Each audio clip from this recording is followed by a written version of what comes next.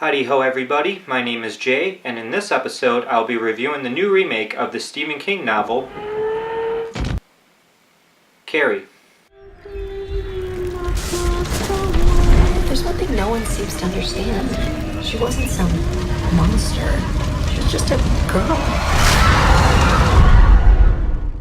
You will know her name.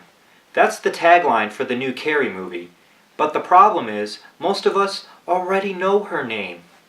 If you saw my video where I count down my top 10 Stephen King horror movies, you'll see that I'm a pretty big fan of the original Brian De Palma film. But more importantly, at the beginning of the video, I show a clip where Stephen King himself talks about how going to see a horror movie is all about, quote, the experience. One of the things that's always attracted me to the horror genre is that it's assaultive. The horror genre is not trying to make you think, at least not during the experience. I think that when I go to see a good horror movie, I'm just experiencing. I'm all about the experience. Or when I'm writing a story that I want to scare readers, I'm all about that experience. But I think that if it's really good, there should be something to think about later on. Now for me, seeing the new Carrie movie was a pretty dreadful experience, and I'll explain why. When it comes to remaking horror movies, films like John Carpenter's The Thing and David Cronenberg's The Fly are excellent examples of what remakes should be like. They are so uniquely different from their original counterparts that even if you've seen the originals, you'll have a completely new experience with them because most of what you're seeing is completely new, and you won't have any idea what's coming next. And when it's all over, you can't even compare the original to the remake because they stand alone and so far apart from each other. Carrie, however, doesn't stand apart from the original. It's the same old story that we're already familiar with from the De Palma version. It tries to give the illusion that it's a different film by adding some modern elements to it. For example, during the shower scene, when Carrie is having her first period, the character Chris Hargensen decides to record video of Carrie using her phone.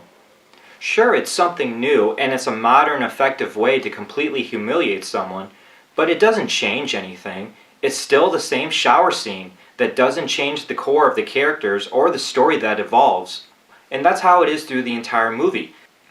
Now, the movie does feature some select scenes and plot points from the original book that were not present in the De Palma film.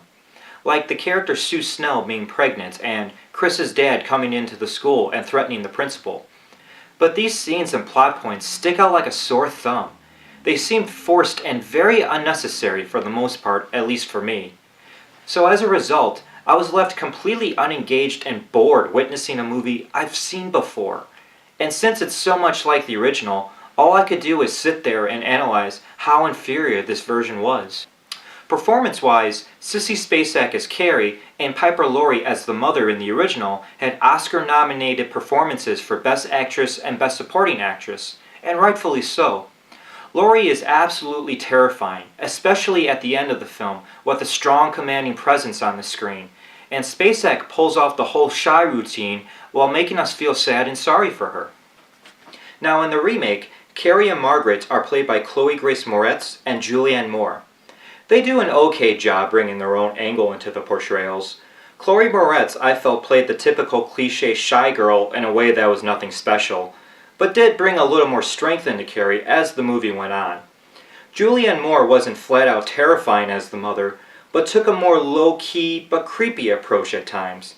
But I don't see any Oscar nominations coming out of this.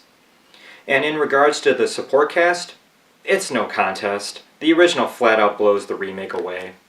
But what I think everyone's going to be more interested in is how the prom scene compares. Now this is surprisingly going to come down to a matter of taste, because I think both versions actually have some good things about them. In the original, director Brian De Palma is all about the slow, effective, steady build-up leading up to Carrie killing her fellow classmates in a stylish yet psychological approach. In the remake, director Kimberly Peirce takes a more head-on, in-your-face approach, where Carrie's more fierce and angry while using her powers like a pissed-off Magneto that resembles more of a slasher-style movie that delivers excitement and plenty of eye-candy kills. Both have their ups and downs, but personally, I just get more fulfillment out of the De Palma version. So final verdict. For me, the 2013 Carrie just turned out to be a waste of time.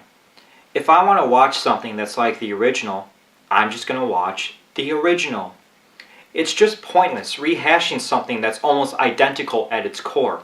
It's uninspiring and uncreative to do something like that, which just results in an experience that feels cheap. Now, if I haven't had seen the original movie or have read the book, would I have enjoyed this version? I would have thought it was just moderately okay. It's nothing special, that's for damn sure. So that's my 2 cents on the matter for what it's worth. Feel free to comment on what you thought of the movie, and I will see you next review.